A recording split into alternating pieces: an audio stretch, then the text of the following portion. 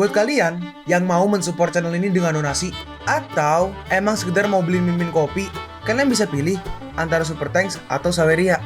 Gue sih nggak masalah kalian pilih yang mana. Cuma kalau bisa, lewat Saweria aja. Soalnya kalau YouTube, potongannya gede, 30%. Kalau Saweria, cuma 5%. Untuk link Saweria, kalian bisa klik aja di atas kanan nih. Atau bisa cek di kolom deskripsi. Tapi kalau mau support, nggak harus donasi kok. Dengan kalian nonton sampai habis, dan memberikan like pada video ini, itu udah ngebantu banget buat support channel ini. Oh iya, kalian juga bisa join nih ke grup Telegram komunitas cerita manhwa yang baru. Untuk linknya, gue tampilin di layar ya. Tapi kalau malas ngetik, cek aja kolom deskripsi. Di sana, kalian bisa sharing nih topik seputar manhwa dan kawan-kawan, dan juga ketemu teman baru. Kalau mau info terbaru dari Mimin, misalnya upload kapan atau misalnya ada telat upload, Mimin pasti akan langsung infokan di Telegram. Makanya, jangan lupa join ya. Gak perlu berlama-lama lagi, kita mulai aja ceritanya. Halo guys, Sabik di sini, dan sebelum mulai ceritanya, gue mau ngumumin nih kalau Mimin sekarang ngadain giveaway. Mimin mau giveaway satu buah HP baru saat nanti udah menyentuh 50.000 subscriber. Untuk ikut atau berpartisipasi ada beberapa syaratnya nih, tapi simple banget. Syarat dan ketentuannya kalian bisa lihat nih di Instagram Mimin. Instagram Mimin tuh nih, Mimin tulis nih HP Sabik 12, atau kalian bisa lihat aja nih di link di deskripsi, udah Mimin cantumin di bawah. Di Instagram Mimin itu ada postingan dengan logo cerita manhwa. Nah, di sana kalian bisa lihat tuh syarat dan ketentuannya. Gak susah kok, syaratnya simple banget. Gak pakai ribet, gak pakai susah. 2 menit selesai. Pemenangnya akan Mimin umumin saat udah menyentuh 50.000 subscriber. Tunggu apa lagi? Makanya yuk, buruan subscribe biar cepet-cepet giveaway-nya. Nanti bakal ada giveaway terus kok, tenang aja. Oke, segitu aja. Kita lanjut ke ceritanya. Berikutnya adalah inti besi hitam. Ada 300 dan hanya 6 yang terlihat di sini. 300 paket. Harga awalnya adalah 1 juta batu roh kelas rendah. Kalian bisa mulai untuk menawar. Terus Cing Yun tuh langsung tuh 2 juta batu roh tingkat rendah. Orang kiri berkata, ini dia bercanda kan? Ya karena berkata nih, aku takut orang ini bukan orang yang bodoh. Apakah yakin dengan tawaranmu?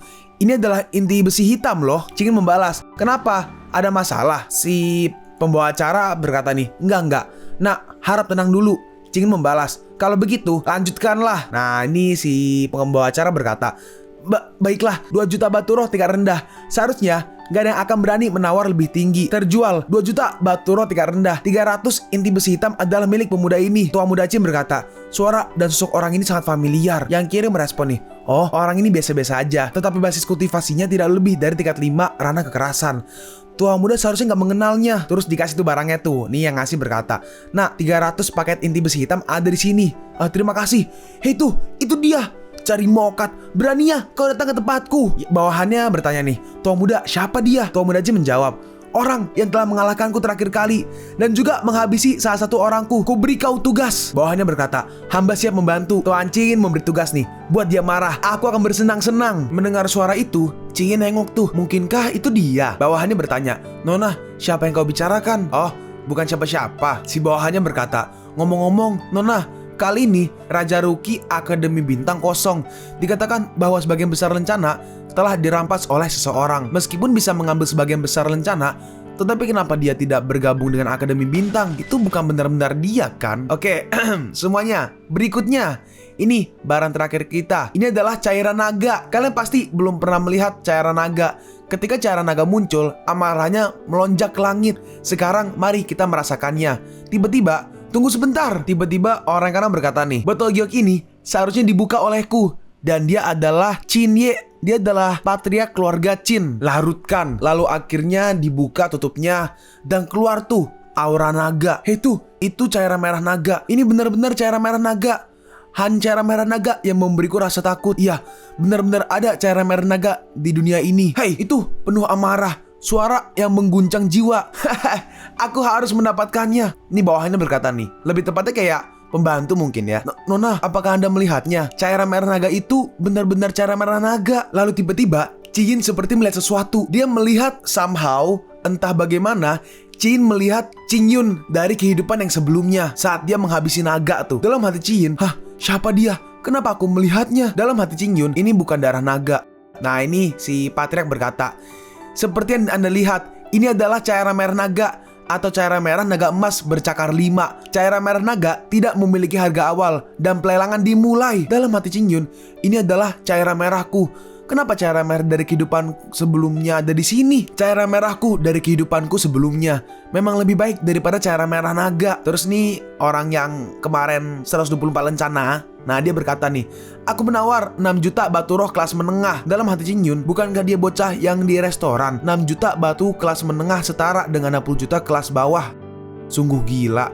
Tapi aku memiliki 10 hati iblis. Gak peduli siapa yang membeli cairan merah dari hidupku sebelumnya, aku bisa mengambilnya dengan mudah kapanpun. Dan mari bermain dengan bocah ini. Cinyun berkata, aku akan menambahkan batu roh kelas menengah. Orang yang tadi nih, orang yang murid itu, dia membalas, aku sarankan kau untuk tutup mulut. Terus orang yang tengah berkata nih, yang pakai bajunya agak biru abu-abu ya, hei, bukankah dia tiran lokal yang baru aja membeli inti besi hitam? Yang kanan berkata nih merah, konon kehidupan orang kaya itu membosankan.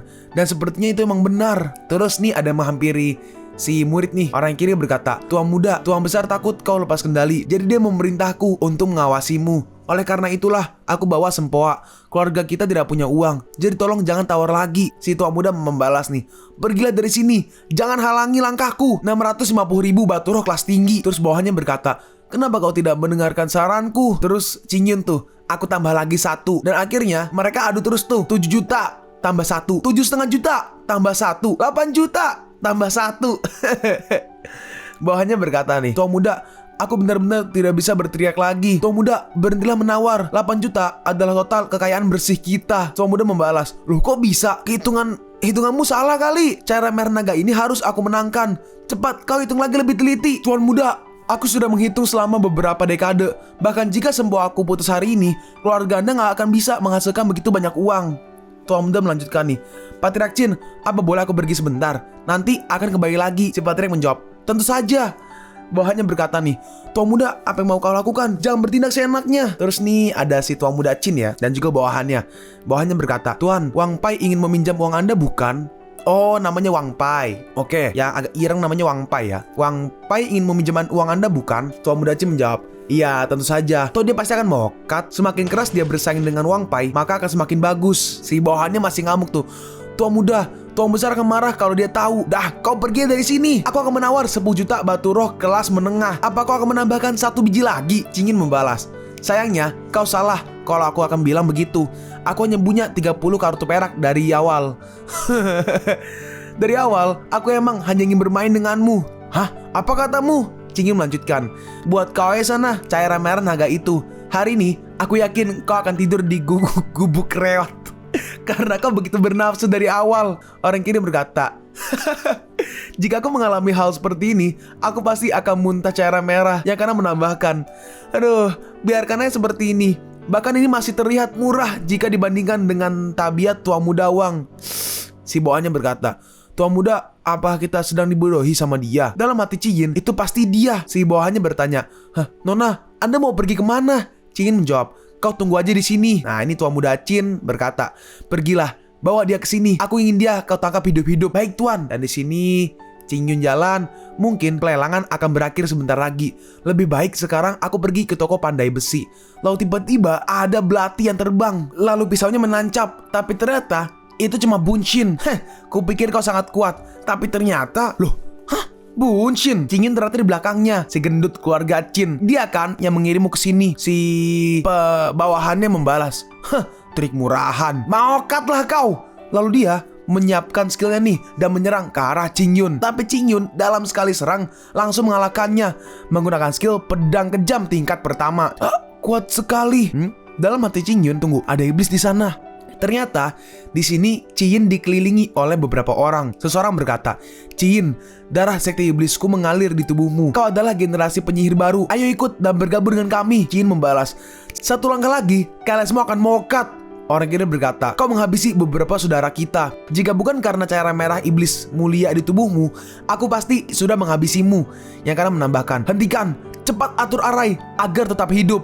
Ciyin, jangan tersinggung. Hari ini juga kau harus ikut bersama kami. Dan mereka terus tuh mengepung Ciyin.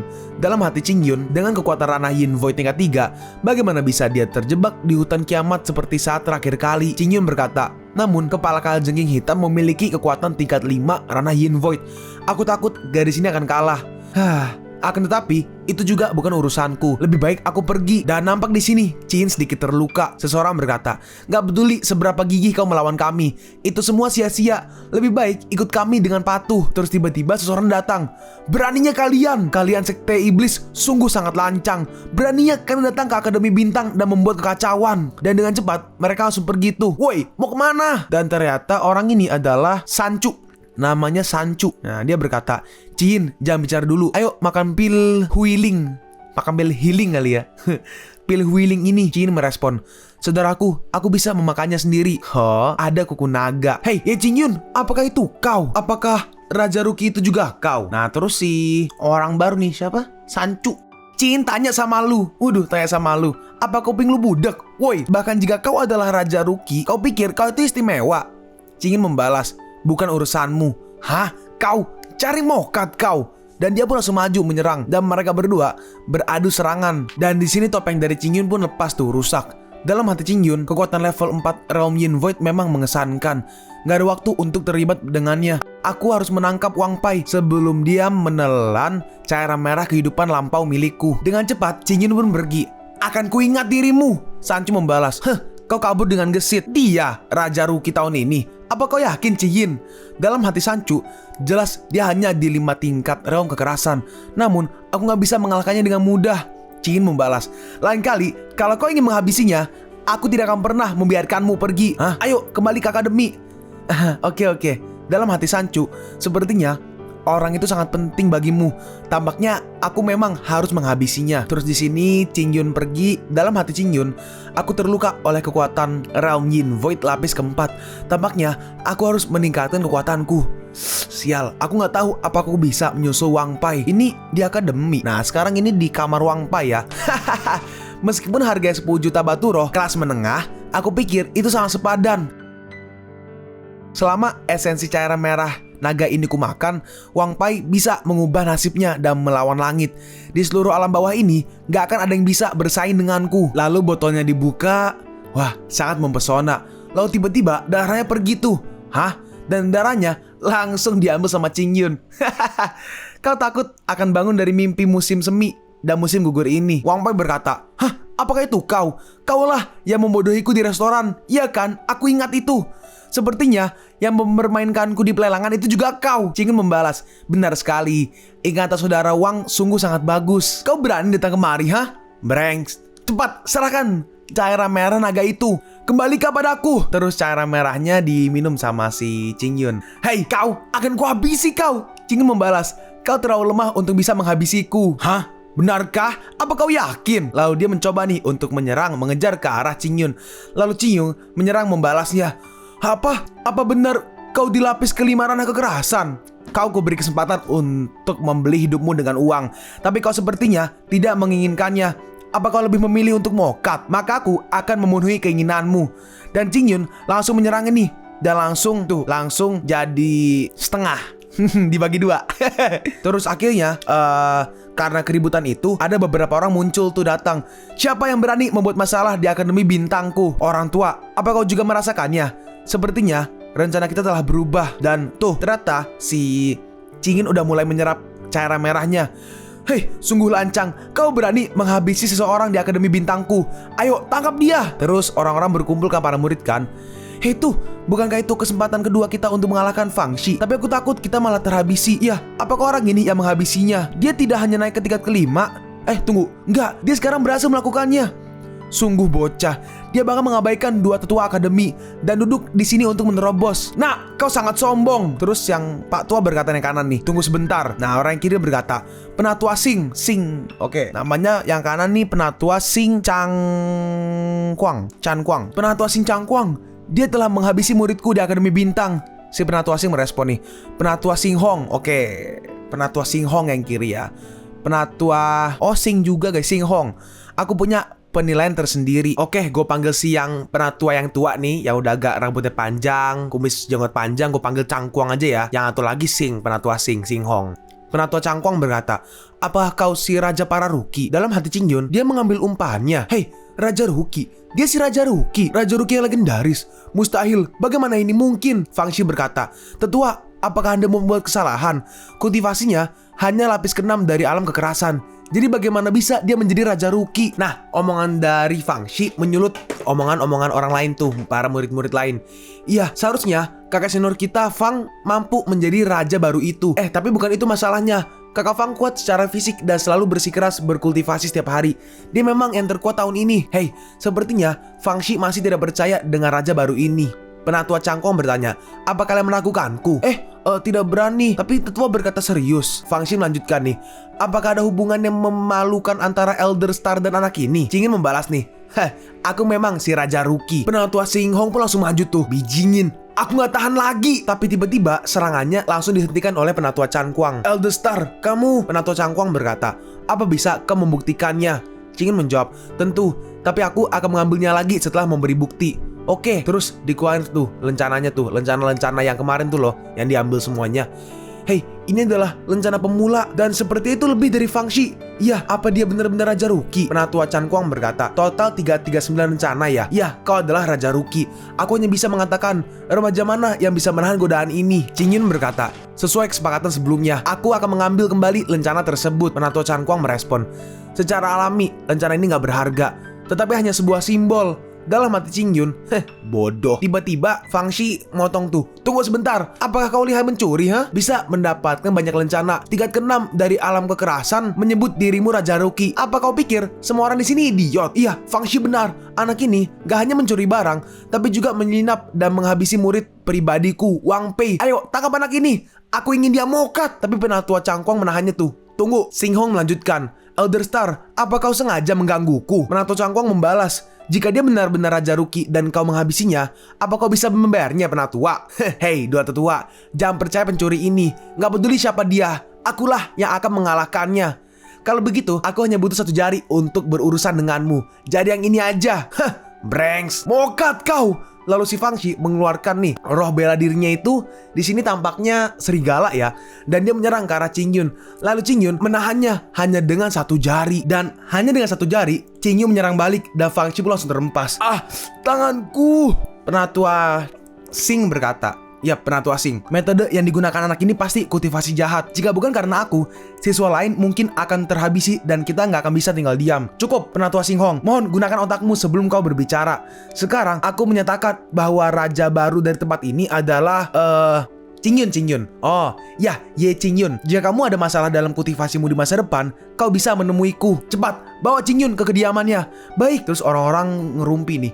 Hei, dengar gak? Dia bisa berkonsultasi dengan Sing Changlao, maksudnya Penatua Sing. Ini beda ya, kalau yang tadi Sing Hong, ini Sing Cangkuang. Penatua Cangkuang kapan aja.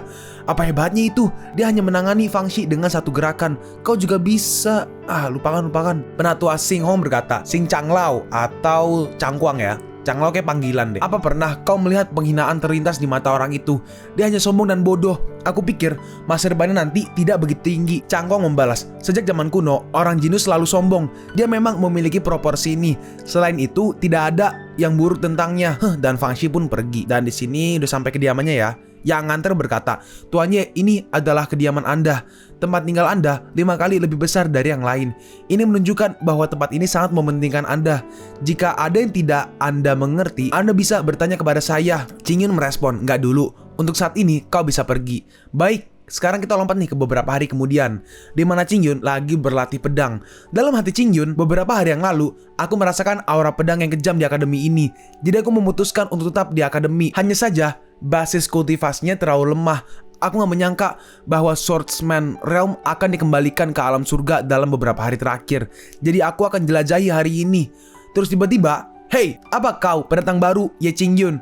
Akademi Tan mengirim aku untuk meminta kau bergabung. Qingyun membalas, tidak tertarik, kau bisa pergi sekarang. Nah, orang itu berkata nih, gak tertarik. Apa kau tahu Akademi Tan kami termasuk di antara 5 teratas di kekuatan akademi.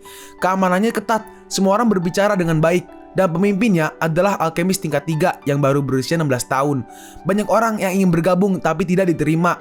Qingyun membalas, aku tidak tertarik. Dalam hati orang itu, sebenarnya aliansi memberi anak ini pil kelas 2 sebanyak 200 per bulan.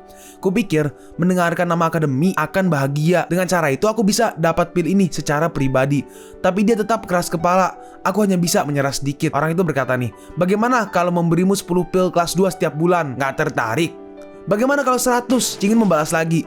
Bahkan jika kau memberiku 10.000 pil, aku pun tidak akan tertarik. Mengerti? Sana pergi. Dalam hatinya, bangke lah. Gak ada gunanya kali ini. Susah sekali menipu dia. Orang itu berkata, kau pikir kau siapa? Jika kau beruntung, apa itu akan benar-benar menjadi milikmu? Bahkan gak puas dengan 100.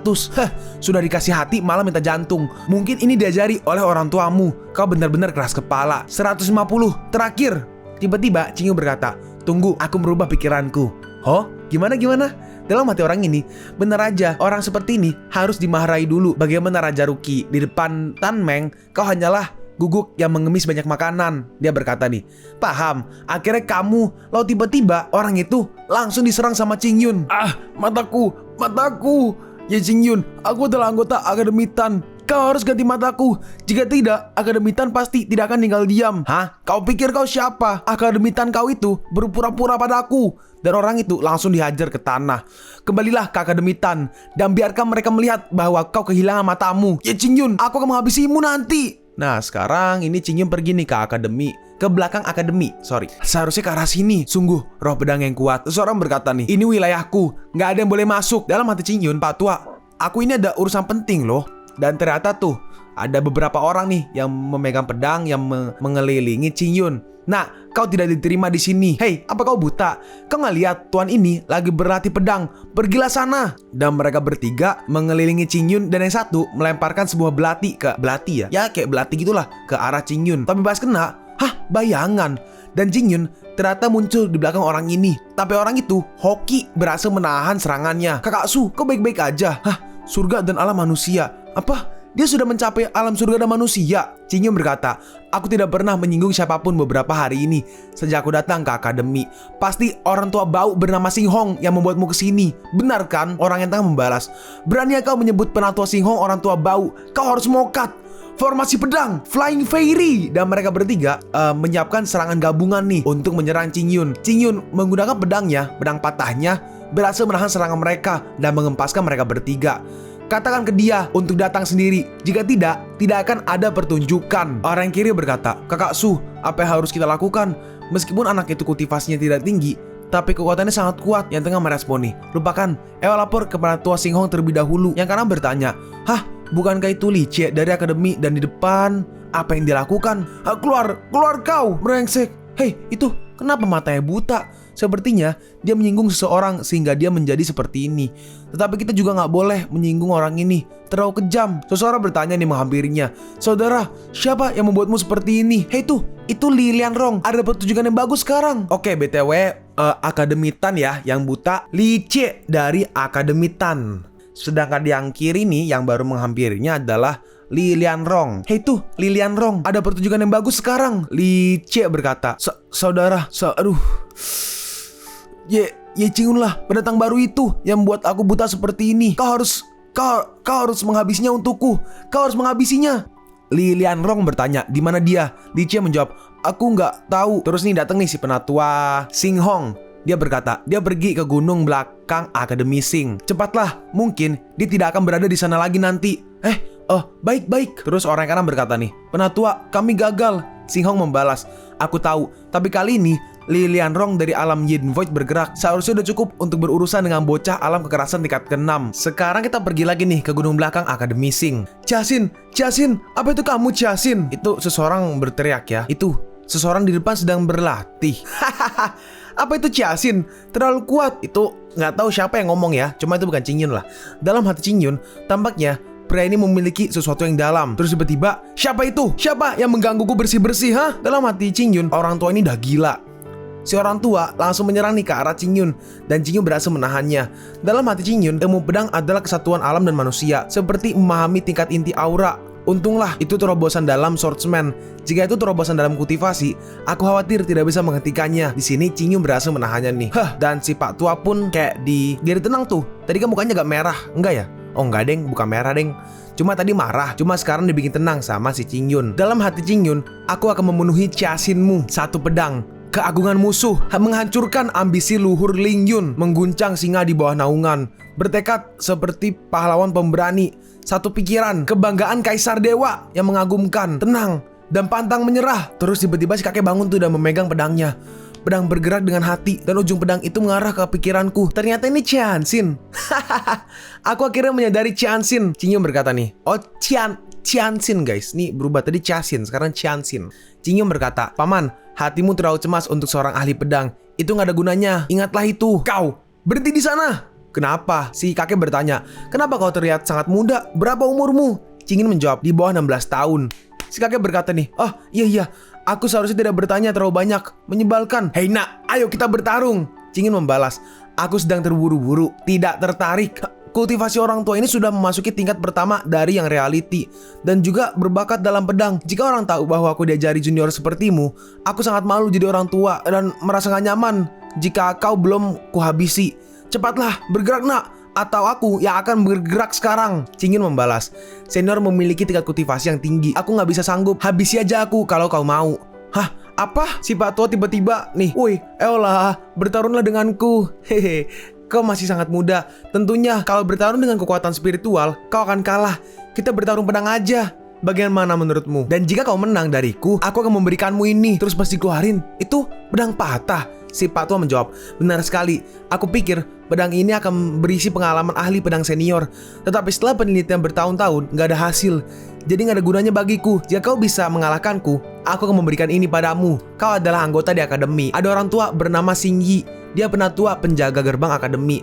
Gak peduli menang atau kalah. Kali ini, jika kau memiliki masalah di akademi di masa depan, katakan aja namaku. Cingyun merespon nih, oke, senior gak perlu menangkap teknik pedang senior. Gunakan semuanya. Oke, Pak Tua membalas, haha, anak baik. Siap, aku tidak akan segan.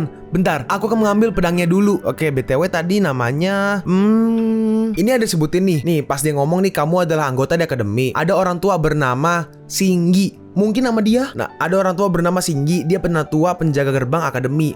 Gak peduli menang atau kalah, jika kamu memiliki masalah di akademi di masa depan, katakan aja namaku. Berarti gua asumsikan ya, nama orang tua ini adalah Xingyi.